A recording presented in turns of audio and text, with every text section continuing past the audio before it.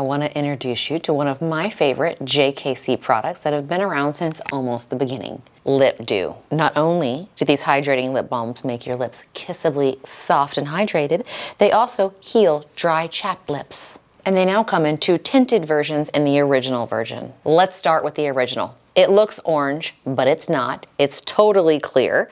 You can see on the back of my hand. The center that's yellow is a vitamin C core, and it contains jojoba, avocado oil, and like I said before, aloe to calm and soothe. Cashmere is the most neutral shade. I'll put it on now so you can see. It gives a tint of a nude cashmere brown. Really great for beginners, young girls, or women who don't want to look like they're wearing anything, since it's truly just an enhancement of a natural lip tone.